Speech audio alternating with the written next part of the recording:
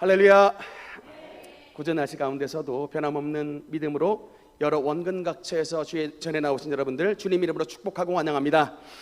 요사이 나라 안팎으로 여러 가지 혼란스러운 소식들이 전해지고 있습니다. 많은 분들이 이번에 장마로 인해서 예기치 않은 산사태와 제방뚝 붕괴로 인해서 해를 당하셨습니다. 또 그런데다가 학교 현지 교사분이 젊은 나이에 스스로 생을 마감하는 안타까운 일들이 학교 안에서도 또 일어났습니다. 사실 이런 어려운 일들을 당할 때면 우리의 믿음이 흔들리고 이런 일들이 왜 벌어지는가 마음이 낙심이 틈을 타기 굉장히 쉬운 시즌입니다. 그래서 여러분, 언제나 성경은 뭘 강조하냐면 반석의 믿음을 강조합니다. 하나님은 모래 위에 있는 신앙과 반석 위에 있는 신앙을 항상 구별하는데, 비가 오고 창수가 들이쳤을 때 모래 위에 지은 집들은 그냥 허물어지지만, 그러나 수많은 혼란스러운 창수가 일고 수많은 비가 들이쳐도 반석 위에 세운 집은 결코 쉽게 무너지지 않는다라고 말씀하고 있는 것을 기억해 주시기 바랍니다. 그래서 하나님을 향한 우리의 믿음이 반석의 신앙이 된다라고 하는 것은, 좋은 일 있을 때도 하나님을 잘 믿지만 나쁜 일, 어려운 일, 해가 되는 일이 있다 할지라도 하나님을 향한 굳건한 믿음이 흔들리지 않는 믿음, 이것이 바로 반석의 믿음인 것을 기억해 주시기 바랍니다. 오늘 예배 시간 가운데 반석의 믿음을 들고 나아가서 이런 모든 삶의 어려움들을 돌파해 나가는 하나님의 능력과 모든 성도님들의 은혜가 임하게 되시기를 주님 이름으로 축원합니다. 우리는 지금 계속해서 하나님께서 시내산에 주신 10가지 계명인 10계명에 대해서 말씀을 나누고 있습니다. 오늘은 이제 7번째 계명입니다. 한번 따라 합시다. 간음하지 말라. 간음하지 말라. 여러분, 사실 이 10계명, 7계명은 설교하기 좋은 이런 가벼운 주제가 아닙니다. 어떤 면에서는 좀 남사스럽기도 하고, 또 이 경건한 교회 예배 시간에서 이런 문제를 다룬다고 하는 것이 조금 불편하게 느껴질 수 있는 주제입니다. 일단 10계명의 순서를 따라서 여러분께 말씀을 드리다 보니까 오늘 이 7계명의 이 주제를 다루게 되었고, 특히 여러분, 우리가 이제 이 각도를 한번 바꿔서 우리 생각에는 불편하게 느껴지는 이 7계명 간음하지 말라를 하나님께서는 왜 10계명 안에 집어넣으셨을까를 하나님의 관점에서 우리가 생각을 한번 해보셔야 되겠습니다. 최근에 제가 어떤 유머 글 하나를 읽었는데 한번 들어보세요. 한 아기가 있었다. 그런데 이상하게도 그 태어난 아기가 부르는 사람은 다 죽어버리는 것이었다. 예를 들면 아기가 태어나 말을 할 때 엄마라고 불렀더니 엄마가 죽었다. 차례로 형, 누나를 불렀더니 형과 누나가 모두 죽었다. 그걸 본 아빠가 아기가 두려워서 멀리 도망을 가기 시작했다. 드디어 아기가 아빠라고 말을 했다. 그랬더니 그 아빠가 어떻게 됐는지 아는가? 아기가 아빠라고 말을 하는 순간 그 아빠가 아니라 옆집 아저씨가 죽었다. 이게 유머예요. 이게 무슨 말씀인지 아시겠죠? 알고 보니까 이 아빠가 아니고 옆집 아저씨였다. 이게 유머 글인데 단순히 웃어 넘길 만한 일은 아닌 것 같습니다. 혹시 이게 우리 사회에서 오늘날 비일비재하게 은밀한 곳에서 일어나는 일은 아닌가라는 이제 참 이게 촌철살인의 유머 글이죠. 제가 말씀을 준비하면서 동영상 강의 하나를 들었는데, 이분이 신은숙 변호사라고 이혼 전문 변호사입니다. 무려 5만 건의 이혼 상담하는데 말씀이 진짜 잘하세요. 일단 깜짝 놀랐습니다. 이혼 전문가, 이렇게 5만 건의 이혼 상담을 해가지고 정말 이렇게 참 말씀을 잘하시는데, 이분이 말씀하시기를 이제 우리나라에 벌어지는 대부분의 이혼 사유가 뭐냐, 바로 이제 역시 불륜이랍니다. 그런데 이제 여러분, 이 불륜이 남자들이 생각하는 불륜의 기준과 여자들이 생각하는 불륜의 기준이 굉장히 차이가 많이 난다는 거예요. 여자들의 경우는 불륜의 기준은 뭐라고 말을 하냐면, 남편이 다른 여자랑 카톡이나 인스타 같은 이런 것들, 지속적인 SNS 문자를 주고받는 이런 교환 행위, 이거 불륜이라는 거예요. 또 남편이 직장 동료랑 회사 일 때문에 하는 수 없이 만나가지고 다녔다면 할 수 없지만, 그것도 다니면서 밖에서 사적으로 자주 만나서 식사를 한다든가 사적으로 만남을 가졌을 때 이게 이제 여인들의 기준에서 봤을 때 불륜이라는 거야. 근데 이제 남자들의 기준은 어떠냐면 이게 그게 아니고 남자들의 불륜의 기준은 육적 관계예요. 그리고 육적 관계 플러스 거의 이제 딴집 살림을 차려야 이게 남자들이 봤을 때 이게 불륜이다라고 남자와 여자의 기준이 확연히 다르다라는 얘기를 했는데 오늘날 이제 여러분 그게 이제 형법은 이제 간통 관음에 대한 죄가 없어졌고요. 이제 민사법만 남아 있는데 민사현행법은 어떠냐면 이 불륜의 기준이 남자와 여자의 기준에 있어서 어느 쪽의 손을 먼저 들어주냐면 여자 쪽 손을 먼저 들어주는 경향이 있답니다. 그래서 뭐 이게 육적 관계가 없어도 SNS나 어떤 지속적인 식사 만남이나 또 호칭도 뭐 부부가 아니면서도 막 여보 뭐 자기 뭐 이렇게 불러버리는 이런 표현들도 이게 민사상에서는 부정행위로 본다는 이게 인정이 된다라는 말씀을 하시더라고요. 우리 능력교회 성도 여러분들의 가정에서는 참고하실 가정이 없게 되기를 주님 이름으로 축원합니다. 참고하시면 안 돼요. 여러분 하나님께서 제7계명 간음하지 말라라는 계명을 우리에게 주신 근본적인 목적이 무엇일까? 어떤 분들은 이 계명을 생각을 했을 때 하나님이 좀 규제를 잘 하시잖아요. 구약 성경에서는 인간의 어떤 자유로운 영혼들이 자유분방하게 살지 못하게 하시려고 규제를 하시려고 주셨다. 물론 그것도 일리가 있는 내용이 될 수 있지만 1차적인 이 제7계명의 목적은 뭐냐면 바로 가정의 보호입니다. 가족 공동체의 보호법이 여러분 제7계명입니다. 왜냐? 여러분 하나님이 만드신 최초 공동체가 바로 가족이기 때문에 그렇습니다. 여러분 이 가정에서 뭐가 나오죠? 여러분 이 가정에서 제일 중요한 생명이 나옵니다. 여러분 성경에서 제일 중요하게 여기는 가치가 바로 생명인데 그 생명을 산출시키는 그 생명을 잉태시키는 공동체가 바로 가족이에요. 여러분 누가 뭐래도 내 자식은 내 인생의 1순위입니다. 왜 가장 왜 중요하냐면 나의 생명을 이어가는 존재이기 때문에 자식이 중요한 거예요. 그리고 언제가 우리 1세대들이 이제 목숨이 이제 거의 끝나가고 내가 늙음하게 지경에 이르를 때 이 부모님이 늙고 병들었을 때 누군가의 도움이 필요합니다. 근데 그 도움, 건강, 치료, 어떤 물질을 생명을 공급해 줄 수 있는 자들이 바로 우리의 가정에서 키웠던 자식들이기 때문에 그래요.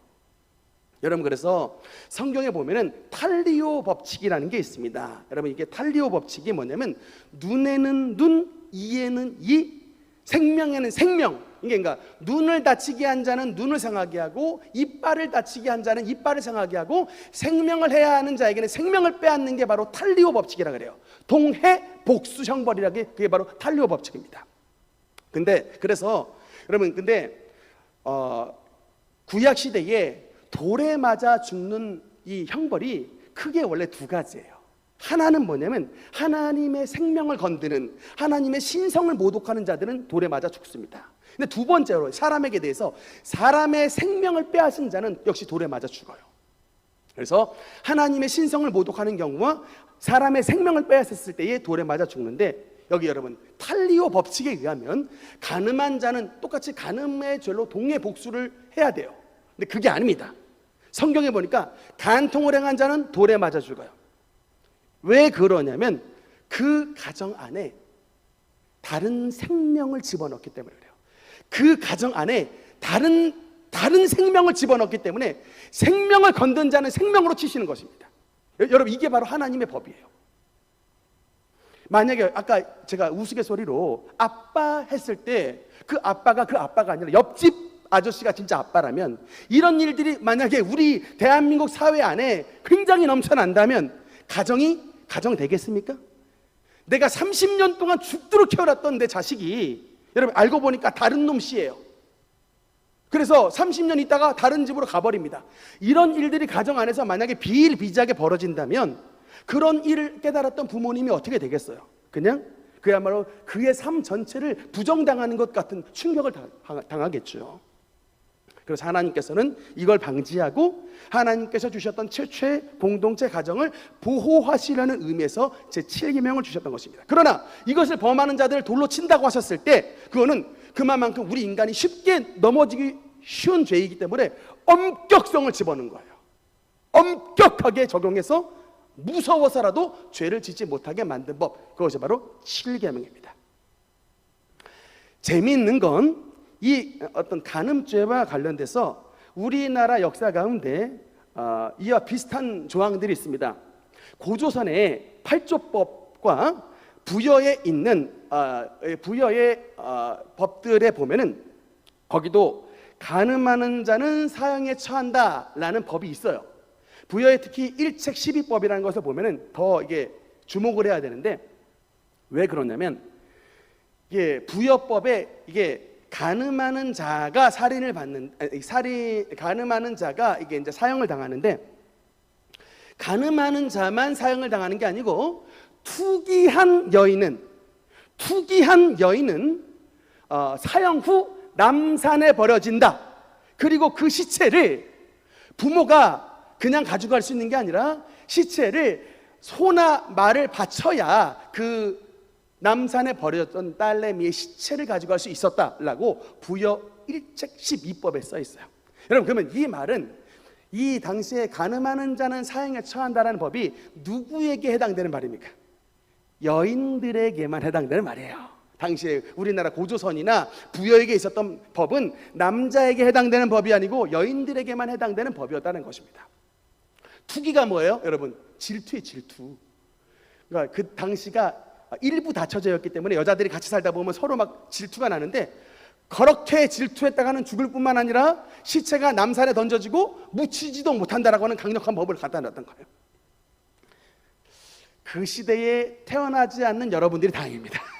지금 시대에 태어나신 게 God bless you예요. 그런데 여러분, 근데 그것을 봤을 때 하나님의 말씀은 7계명은 어떠냐? 그것과 비교해 봤을 때 원어로 보니까 여러분, 이게 간음하지 말라는 딱 두 글자로 써 있어요. 어떻게 써 있냐면 로납 이렇게 써 있습니다. 제가 지난번에 살인하지 말라도 로라고 말씀드렸는데, 여러분, 로가 뭐라 그랬어요? Do not, 금지예요. 나프가 간음하다라는 뜻인데 로납라고 나와 있어서 간음하지 말라, 이거 바로 계명입니다. 근데 여기서 보면은 대상이 안 나와요. 남자가 간음하지 말라, 여자가 간음하지 말라, 누구에게 간음하지 말라, 목적어 이런 것들이 나오지가 않고 그냥 너는 간음하지 말라요. 이게 여러분, 이게 무슨 말입니까? 말씀을 들은 모든 자, 남녀노소 빈부 귀천을 막론하고 하나님의 말씀을 받은 모든 자가 이 계명을 지키라는 거예요. 고조선이나 부여처럼 여자만 지켜라가 아니라 모든 하나님의 백성은 다 지켜라. 특히 여러분, 이 10계명을 받은 1차 주체가 누구냐면 성인 남자예요. 1차 주체가 성인 남자들이 받은 법입니다. 그래서 1차적으로 성인 남자들에게 그 가정을 지키고 남의 가정을 깨뜨리지 못하도록 하나님께서 간음하지 말라라고 하는 법을 1차적으로 남자에게 주신 것입니다.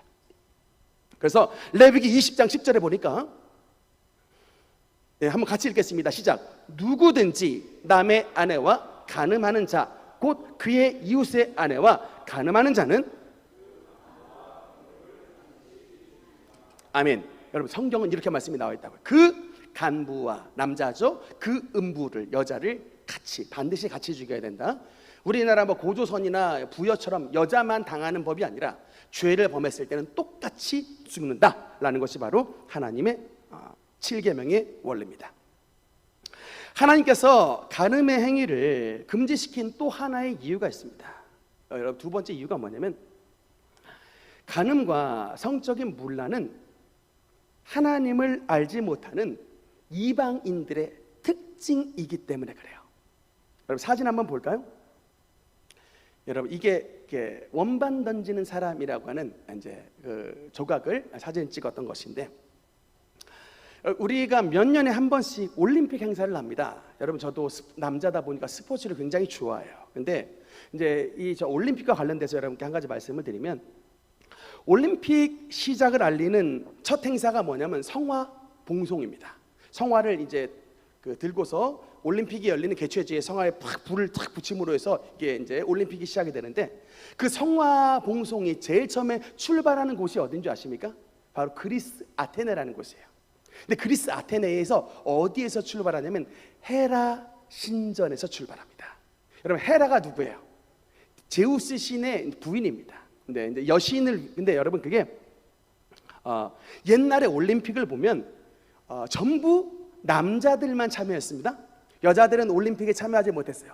전부 남자들만 참여했고, 전부 발가벗고 나체로 참여를 했습니다. 저렇게 원반 던지는 사람처럼 저렇게 나체로 참여했는데, 그러면 고대 그리스 사회에서 올림픽을 개최한 목적이 뭐냐면 여신을 위한 행사예요. 헤라 여신을 위한 행사입니다. 남자들 가운데 스포츠 행사를 열어가지고 거기서 제일 힘세고 거기서 제일 몸 좋은 놈을 뽑아가지고 헤라 여신에게 봉헌하려고 열린 행사가 올림픽이에요. 그렇게 해서 뽑힌 사람과 그 헤라 여신의 신전에 있는 수많은 여자 사제들이 있는데, 그 사제들과 올림픽에 우승했던 여러 남자들과 함께 관계를 가지고 이게 함께 뒹굴었던, 그게 바로 여러분 여신 신전에서 일어났던 행사였어요. 그게 바로 우상 숭배의 예배입니다. 여러분, 구약 성경을 읽어보면 그래서 하나님께서 언제나도 강조하는 게 우상을 음란하듯 섬긴다라는 말이 나와요. 여러분, 고대의 모든 우상 숭배는 저렇게 종교 제의와 이렇게 성적 타락이 함께 플러스되어 있는 곳이었습니다. 그래서 우상 숭배를 벗어나기가 어려웠던 거예요. 이런 기본적인 욕구를 아니까. 그냥 우상만 섬기라 그러면 남자들이 안 오는데, 이쁜 여자 잔뜩 대동해 주니까 신앙 없는 남자들이 그 우상 앞에 막 넙죽넙죽 엎드려서 절을 했던 것입니다. 그래서 여러분, 그 민수기 25장에 나왔던 바알볼 사건이 바로 그래서 일어났던 거예요. 여러분, 저 바알볼 사건은 여러분 어디서 일어난 줄 아십니까? 가나안 땅 입성 바로 앞에서, 요단강 바로 마주보고 가나안 입성 바로 앞두고 일어났던 사건이에요. 40년 동안 돌았습니다, 광야를. 그래서 바로 앞에 건너가면 가나안 땅이에요. 그런데 저기 마지막 종착역 앞에서 자빠진 사람이 24,000명이 나왔어요. 남자들 24,000명이 역병에 걸려 죽었습니다. 왜요? 우상숭배에 저들이, 모압의 여인들이, 그동안 봤던 여자들이 다 어때요? 흙먼지 뒤집었었던 아무것도 이쁠 것이 없는 사람들 봤다가 갑자기 풀 메이크업 했던 모압 여인들이 막 이쁘고 몸매 좋은 여자들이 이스라엘 남자들을 막 꼬셔대니까 전부 납작엎드려 돼가지고 우상숭배 가담했던 거예요. 그래서 가나안 입성을 바로 앞두고 죽었던 성인 남자가 24,000명이 죽었습니다. 그게 여러분 옛날 이야기가 아니고요, 오늘 우리에게도 그대로 적용시켜주는 겁니다. 가나안 땅 천국을 바로 앞두고 음란으로 인해서 무너져서 천국 못 들어가는 영혼들이 어마어마하게 많이 생겨난다는 것이 성경의 교훈인 것이에요. 성경은 옛날 이야기로 읽어서는 안 됩니다. 성경은 그 이야기를 통해 오늘 우리에게 말씀하시는 하나님의 교훈이 뭔가를 알아야 되는 거예요. 여러분, 그래서 그토록 음란한 제 불을 전파하는 게 바로 올림픽 정신이라는 거예요. 여러분, 진짜 이게 좀 넉넉고 있어서는 안 된다. 저도 스포츠 좋아하지만 그 헤라 신전에서 전파하는 불을 온 세계에 전파해서, 여러분, 그래서 언제나도 여러분 이 그림을 함께 보셔야 됩니다. 스포츠가 있는 곳에는 뭐가 따라가는 줄 아십니까? 돈과 도박이 따라가요. 여러분, 틀림없이 스포츠 도박 사이트에서 배당률을 막 정해서, 이번에 인터밀란과 AC 밀란이 축구 대결했을 때 도박사들이 얘네가 이길 확률이 높다 그래가지고 계속해서 배팅을 걸게 만듭니다. 스포츠는 항상 돈과 도박을 끌고 오고, 그 다음에는 음란과 성을 끌고 와요. 이 세 가지를 항상 동일하게 움직입니다. 이걸 아시고서 보셔야 된다는 얘기예요. 무조건 안 본다고 하는 것이 정답은 아니지만 이런 영적인 흐름들이 있구나. 이게 불을 확 지폈을 때 성령의 불이 아니라 이게 악한 세상의 영들의 스피릿을 준다는 거예요. 여러분, 또 함부로 참, 저도 여행을 참 좋아하는 사람인데 여행을 함부로 갈 것이 또 아니더라고요. 한 몇 년 전에 우리 노회에서 활동했던 장로님과 함께 식사를 하면서 그분의 체험담을 들었는데, 크루즈 여행에 대한 얘기를 했었습니다. 여러분, 크루즈 여행 한번 가시고 싶은 생각 들으시죠? 저도 나중에 돈 좀 생기면 한번 배 타고 크루즈 여행 한번 가보고 싶다, 이런 생각을 사실 했었어요. 근데 그분이 돈이 있으신 장로님이니까 갔다 온 얘기를 저한테 해주는데, 그 크루즈 여행에 갔을 때 뭐가 있냐면 가면 무도회 행사가 있대요. 너도 나도 다 이렇게 가면을 쓰고 춤을 추는 가면 무도 행사가 있는데, 물론 성인만 참여합니다. 성인 이제 19금이라는 얘기죠. 성인만 참여하는데, 이 가면 무도에서 입은 옷이 가면밖에 없대요. 그 가면 무도에서 입은 옷이 가면밖에 없고 나체로 다 들어간답니다. 그래서 그냥 얼굴 모르니까 봐서 그냥 알아서 몸매 보고 좋은 사람하고 즐기고 놀다 나오라고 하는 거예요. 아니, 그 다녀오셨던 분의 얘기니까 야, 이게 이런 일이 있구나라는 것을 그래서 알았습니다만, 이게 그냥 뭐 크리스천 성도님들 이렇게 바람도 쐬고 싶고 여행도 가고 싶고 막 그래서 이렇게 그냥 갔다간, 제가 꼭 말씀을 드리고 싶은 게 곳곳에 사단이 매설해 놓은 지뢰들이 한두 개가 아니더라고요. 동호회에서, 뭐 등산에서, 뭐 낚시에서, 여행지에서, 그냥 마음 불편해가지고 조금 바람 쐬러 갔다가, 골프 치러 갔다가, 막 하여튼 수많은 예기치 못한 이 사단의 지뢰 매설들이 곳곳에 있어가지고 나도 못하게 밟았다가 그냥 매설 지뢰가 뻥뻥 터져가지고 심심치 않게 가족들이 박살이 나버리는 이런 일들이 오늘 대한민국 사회에서 비일비재하게 벌어지고 있다는 거예요. 현실입니다. 더더구나 최근에 우리 청소년 사역자 목사님한테 들었던 얘기인데, 이분이 청소년 사역 전문가예요. 제가 이게 통계를 한번 보니까 우리 사회에 한 번이라도, 애들 가운데 한 번이라도 가출을 경험한 애들이, 그 통계를 보니까 대략 20만 명이었습니다. 20만 명의 애들이 가출을 한 번씩은 경험했고, 그리고 현재, 그건 이제 한 번 경험이 아니라 현재 비행 청소년으로 살고 있는 아이의 수가 대략 5만 명 정도가 된다는 거예요. 가출 청소년들이. 이런 애들은 거의 10중 8구 어둠의 세계로 진입하게 돼 있습니다. 왜냐하면 돈을 합법적으로 못 벌어요. 그러니까 불법으로 돈을 벌게 되기 때문에 분명히 할 때 10중 8구는 어둠의 세계로 들어가게 돼 있습니다. 그런데 그 목사님의 말씀이, 이런 가출 청소년, 이런 비행 청소년 애들의 대부분의 특징이 바로 결손 가정이라는 거예요. 이혼한 부모님의 가정에서 이런 아이들이 나오더라. 예전에 우리 교회 다녔던 우리 학생 아이가 있었는데, 그 아이의 표현에 자기들은 부모님이 2명이 아니고 자기들은 부모님이 4명이라는 얘기를 하더라고요. 근데 그런 애들이 7명이 모여가지고 7공주파를 조직을 해가지고 학교에서 막 무리를 일으켜서 그러고 있다가 우리 교회 와가지고 좀 목사님 안수기도 받고 좀 회복이 됐던 아이가 있었는데, 하여튼 뭐 그렇습니다. 뭐 물론 여러분, 이게 모든 이게 부러진 가정, 분열된 가정에서 다 그런 일이 벌어지는 것은 아니지만, 성급한 일반화는 지양해야 되지만 많은 경우가 그렇다는 거예요. 부모님의 그런 왜곡된 모습을 보고 자랐던 아이들이 자기들이 성인이 되고 난 다음에 그런 모습을 그대로 벤치마킹하는 경우가 너무나 많이 벌어지고 있다는 겁니다. 어린아이의 마음속에 이유 없이 남자에 대한 혐오감, 이유 없이 여자에 대한 혐오감들이, 이 미움과 분노의 싹들이 부모님을 통해서 그런 것들을 경험했던 아이의 마음속에 크게 들어가 있더라는 거예요. 이게 그래서 오늘날 우리 대한민국 사회의 굉장히 어려운 현실이다. 여러분, 그래서 근데 여러분 진짜 중요한 게 뭔지 아십니까? 교회가 살아있는 증조는요, 교회가 살아있으면 반드시 가정을 굳건하게 지킵니다. 여러분, 목사님들 치고 가정 이혼하세요라고 말하는 목사님 어디 있어요? 교회가 성령 충만해서 교회가 막 불이 막 나면요, 가정을 하나로 막 뭉칩니다. 서로 사랑하세요, 서로 용서하세요 막 붙여요. 근데 여러분, 교회가 힘을 잃잖아요. 그러면 가정이 파괴됩니다. 이게 아주 전형적 현상이에요. 우리 지금 대한민국 안에 교회가 굉장히 쇠퇴하고 있습니다. 교회가 쇠퇴하는 게 대한민국 사회의 문제인 이유는 교회만 쇠퇴하는 게 교회 쇠퇴로 끝나는 것이 아니라, 교회로 말미암은 하나님의 성령의 역사를 가정이 공급받지 못하기 때문에 쬐끄만한 일들로 가정이 짜게지고 분열되는 일들이 어마어마하게 벌어지게 되는 것입니다. 그로 말미암아 우리 아이들이 계속해서 이제 세상의 나쁜 곳으로 몰려가는 것이 대한민국 현실인 거예요. 그래서 교회의 부흥이 교회만 지키는 것이 아니라 여러분의 가정을 지키고 우리 대한민국을 지키는 것을 믿으시기 바랍니다. 그러면 우리가 어떻게 제7계명을 잘 준수하고 우리 가정에 있는 하나님의 평강을 누릴 수가 있는가? 여러분, 그 두 가지 원리에 대해서 말씀을 드리겠습니다. 첫 번째, 따라합시다. 피하라. 여러분, 이게 7계명 준수의 가장 중요한 첫 번째 행동, escape, 피하라. 두 군데 말씀 보겠습니다. 고린도 전서 6장 18절 말씀 같이 읽겠습니다. 시작. 음행을 피하라. 사람이 범하는 죄마다 문 밖에 있거니와 음행하는 자는 자기 몸의 죄를 범하느니라. 아멘. 디모데후서 2장 22절 같이 읽겠습니다. 시작.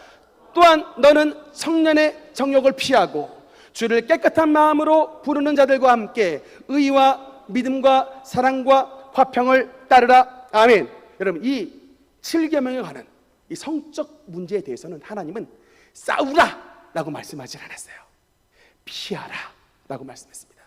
이게 주님의 방법이에요. 이게 무슨 얘기냐? 성적 유혹 앞에 맞짱뜨지 말라는 거예요. 내가 얼마나 믿음이 좋은가, 내가 그 유혹 앞에 서지 말고 피하라는 거예요.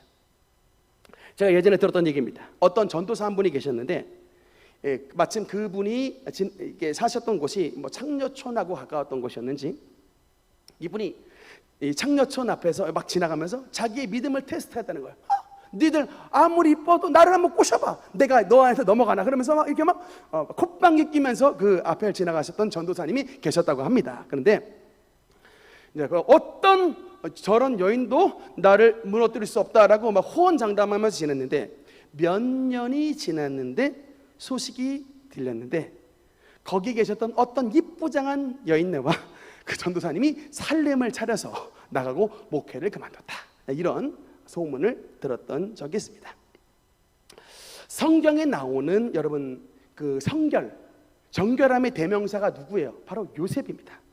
근데 이 요셉은 39절에 보니까 이렇게 말씀이 나와요. 39장 13절에 보니까 그 여인이 요셉이 그의 옷을 자기 손에 버려두고 도망하여 나감을 보고 입니다. 도망하여. 그냥 피해버렸다는 것이죠. 흔히 우리 교역자들이 신방을 갈 때, 특히 여성도님의 집에는 절대로 혼자 가지 않습니다. 항상 우리 목사님들이나 항상 우리 권사님들이나 같이 대동하고 합니다. 못 믿어서가 아니고요, 성경의 원리에 서로 꺼리를 주지 말라요. 피하라. 그냥 싸우지 말고, 그런 일 때문에 얽히지 말고 그냥 그 자리를, 가능성 있는 자리를 피해버리라는 것입니다. 가정 안에 여러분, 제가 그 신은숙 변호사님의 그 강의를 듣다가 깜짝 놀랐던 게 뭐냐면, 그 불륜이 가장 많이 일어나는 장소가 등산이나 뭐 여러분 그 낚시나 이런 동호회 모임이 아니라는 거예요. 불륜이 가장 많이 발생하는 장소는 가정 안이랍니다. 그래서 도대체 이게 무슨 말이야 했더니, 모든 불륜의 출발점이 뭐냐면 안에서 이게 채팅, 문자를 주고받음으로 시작한다는 거예요. 다 너도 나도 가정 안에서 남편은 가슴앓이하고 여자는 이게 돈 문제로 말이면 막 다 이게 막 가슴 아파하는데, 그런 상황에서 누군지도 모르는데 서로 호감 있는 대화를 나누다 보면, 그러다 보니까 마음도 뺏기고, 그러다 보니까 만나게 되고, 그러다 보니까 그 2차로 이어지게 되는 이런 일들이 가정 안에서 제일 먼저 벌어진다는 거예요. 그래서 소셜을 굉장히 관리를 잘 해야 된다라는 그 조언을 주시더라고요. 그러니까 여러분, 세상은 안전지대는 없습니다. 여러분, 세상은 안전지대는 없어요. 정말 여러분 마찬가지. 우리 모든 목회자들을 비롯해서 우리 모든 성도 여러분이, 여러분 세상에는 안전지대는 없습니다. 그러니까 여러분 항상 주님 안에서 이런 조심하고 피해야 돼요. 꺼리를 만들지 말아야 돼요. 두 번째, 여러분 두 번째 하나님의 원리는 뭐냐면, 하나님의 심판을 기억하라입니다. 하나님의 심판을 기억하라.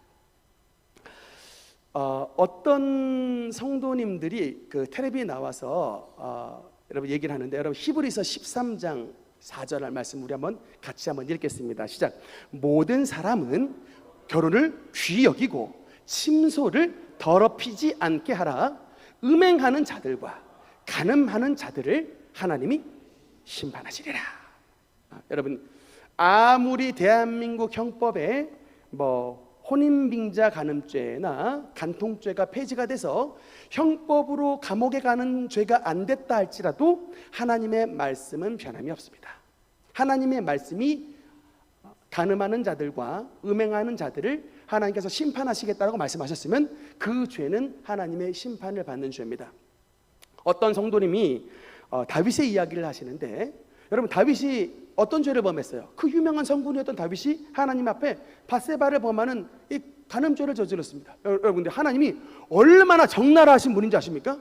하나님은요, 한번 하나님이 이것을 오픈하시겠다라고 이게 계획하시면, 그 하나님의 사랑을 받던 다윗이 마태복음 1장 족보에 보니까 자기의 아들 솔로몬을 그냥 밧세바에게서 낳았다고 나오지 않고 우리야의 아내에게서 솔로몬을 낳고라고 말씀했어요. 하나님이 다윗을 그렇게 사랑하는 자지만 그 범죄 현장은 팍 오픈을 하셨다니까요. 그러니까 하나님께서 때로 적나라하게 드러내시면 이런 수치도, 이런 심판도 우리가 당할 수 있다는 것을 기억해야 됩니다.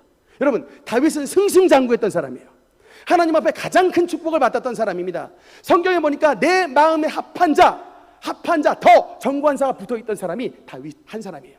하나님 앞에 합한 자 맞는데, 여러분, 그랬던 다윗이 여러분의 생각에는 하나님 앞에 합한 자니까 그는 뭐 간음죄를 저지르고 살인 교사죄, 우리아를 죽이는 이런 살인 교사죄를 저질렀어도 그의 삶이 승승장구했던 것으로 생각하시는 분 있죠? 천만의 말씀입니다.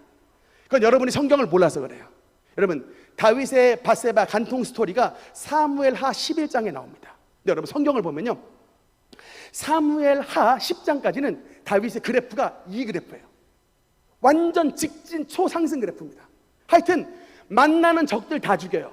만나는 나라 다 정복합니다. 하여튼 다윗이 하나님께서 가시는 모든 곳마다 다 승승장구하여 다 이기게 하셨습니다. 어느 지점까지? 사무엘하 10장까지. 근데 여러분, 빡 꺾여가지고 이게 완전히 디크리스로 딱 떨어졌던 지점이 나오니 그게 사무엘하 11장서부터예요. 밧세바 사건입니다. 그 이후로, 밧세바 사건 이후로 여러분, 아들 암논과 압살롬이 서로 형제간의 형제를 죽이는 형제 살인의 역사가 나타나고, 그 두 번째로 압살롬이 아버지 다윗을 반역하여 왕좌에서 내쫓아 버리는 반역 사건이 그 뒤로 나타나고, 또 세바의 반역이 나타나고, 죽다 살아나요. 죽다 나중에 막 이 나라 안에 이 여부스 지역에 질병이 돌아가지고 7만 명이 죽어나가고 대환란. 하나님이 마지막에 다윗을 용서해 주셔서 살려주셨기 때문에 우리가 알고 있는 다윗이 있었지, 그 상승 가도를 빡 꺾어버렸던 사건이 그 사건이에요. 그러니까 여러분, 이걸 기억해야 됩니다. 하나님이 사랑하셨던 그 다윗도 하나님의 계명을 어겼더니, 우리 생각이 그렇잖아요. 하나님이 날 사랑하시니 나 정도는 용서해 주실 거야 라고 하죠. 근데 제가 봤을 때는 적어도 여러분보다는 다윗을 더 사랑하셨을 것 같아요. 제가 봤을 때는 여러분보다는 다윗을 더 사랑하셨을 것 같은데, 그랬던 다윗도, 그 성군 다윗도 그 사건으로 말미암아 그래프가 빡 꺾이고 완전 디크리스로 떨어져서 하나님의 사랑과 긍휼로 그를 세워주시고, 나중에 밧세바에게서 솔로몬이 태어났던 역전의 은혜를 주시긴 했지만 죽을 고생을 하면서 하나님의 큰 심판과 위협을 몸소 체험했다. 이것이 바로 성경의 스토리인 것입니다. 그래서 두 번째는 하나님의 심판을 기억하라. 마지막 결론의 말씀입니다. 이제 근데 우리들 가운데는 말은 안 하지만 이 칠기병염 앞에서 고개를 들 수 없는 성도님들 계실 수도 있습니다. 만약에 이미 예전에 하나님을 알지 못했던 때, 또는 뭐 살다가 보니까 이런 칠계명 앞에서 넘어졌던 분들 어떻게 해야 됩니까? 그냥 자백하고 서 있으면 돌이 날아와서 나를 때리도록 여러분 기다려야 되겠습니까? 우리가 돌에 맞아 죽어야 되는 그런 죄를 범했던 사람이면 돌에 맞아 죽어야 되는 그런 가치 없는 인생으로 전락해버리고 마느냐라는 질문이 우리에게 굉장히 중요한 질문이에요. 그런데 여러분, 여기서 우리의 해결자 되신 예수님이 말씀하십니다. 요한복음 8장 7절 말씀. 요한복음 8장 7절 말씀 우리 한번 같이 읽겠습니다. 시작. 그들이 묻기를 맞이 아니하는지라 이에 일어나 이르시되 너희 중에 죄 없는 자가 먼저 돌로 치라 하시고. 아멘. 여러분도 잘 아시다시피 요한복음 8장 사건은 간음하다가 현장에서 붙잡힌 여인이 끌려와 있는 장면입니다. 그 여인을 둘러싼 무리들은 율법에 따라 손 하나에 다 무거운 돌을 들어서 명령만 내리면 그 여인을 향해 돌을 던지는 투석형을 준비하기로 지금 다 대기하고 있습니다. 이때 예수님 앞에 나와서 주님, 율법에서는 저 여인을 돌로 치라고 했는데 주님은 뭐라고 말씀하십니까? 라는 것을 물어보는 거예요. 여러분, 이때 예수님께서 대답이 너희 중에 그러면 죄 없는 자가 먼저 돌을 들어서 그를 치라. 하나님께서 말씀하시는 게 뭡니까? 너는 돌로 칠 자격이 없다라는 거예요. 예수님께서 우리에게 조금 더 엄격한 기준을 주셨습니다. 마태복음 5장에 보니까 예수님의 음행에 대한 기준은, 여러분, 예수님은 이 표준을 내세우시는 거예요. 28절, 5장 28절 같이 읽겠습니다. 시작. 나는 너희에게 이르노니 음욕을 품고 여자를 보는 이마다 마음에 이미 간음하였느니라. 아멘. 그러니까 예수님은 니네가 비록 7계명 앞에서 육적으로 그런 행동을 하지 않았다 할지라도 나는 너희의 마음을 아는 자이니 니네가 지금까지 살아왔을 때 가졌던 모든 마음으로 지은 죄까지 하나님 안에 그대로 있다라는 거예요. 무슨 말씀을 하고 싶은 겁니까? 예수님은 행동보다 마음의 동기를 보시는 거예요.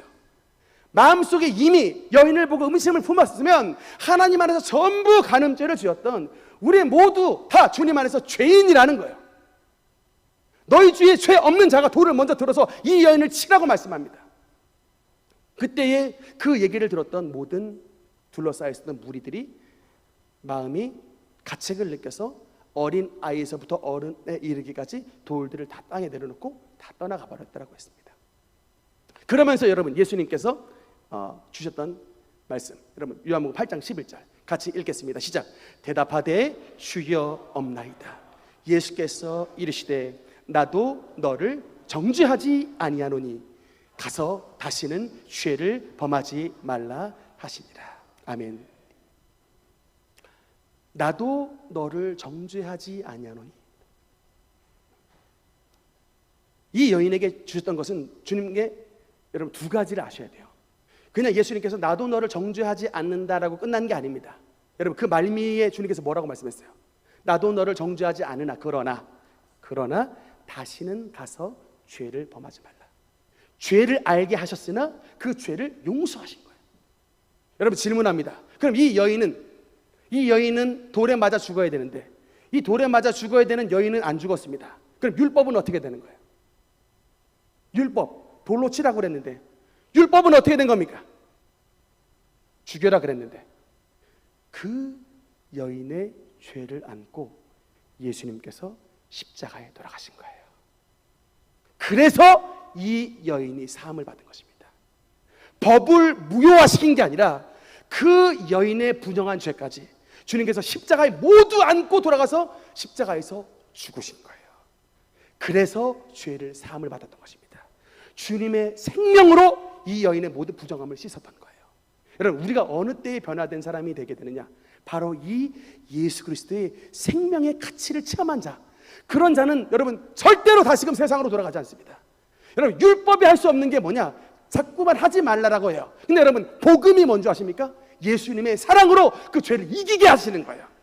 그러니까 여러분, 오늘 가장 중요한 게 뭡니까? 하지 말라 안 해야지 참지가 아니라 주님 앞에 예배를 드림을 통해서, 주님 앞에 기도함을 통하여, 주님 앞에 드리는 모든 찬송을 통하여 하나님의 사랑이 우리의 마음속에 부음받아요. 그 부어주신 사랑의 능력으로 이 세상에 있는 죄를 이겨낼 수 있는 용사가 되게 되는 그런 놀라운 주님의 축복이 하나님의 사랑을 통해서 나타난다는 사실을 믿으시기 바랍니다.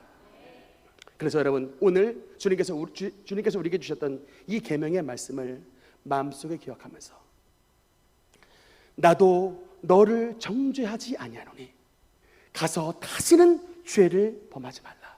우리가 이런 죄를 반복해서 지면 십자가에 달려 돌아가신 예수님이 마음을 아파하십니다. 이게 나와 내 죄가 나와 관계만 된 게 아니라 내 죄를 짊어지신 예수 그리스도의 십자가의 무게를 더욱더 얹어주는 것이니 그 주님을 사랑하는 자는 그런 길로 나아가지 않게 되는 것입니다. 믿음이 있는 자는 그 길로 나아가지 않게 되게 되는 것입니다. 이런 사랑의 힘으로 이 세상에 있는 모든 죄를 이기며 하나님의 복된 계명을 실천하시는 우리 모든 주님의 성도님들 되시기를 주님 이름으로 축원합니다. 기도하시겠습니다.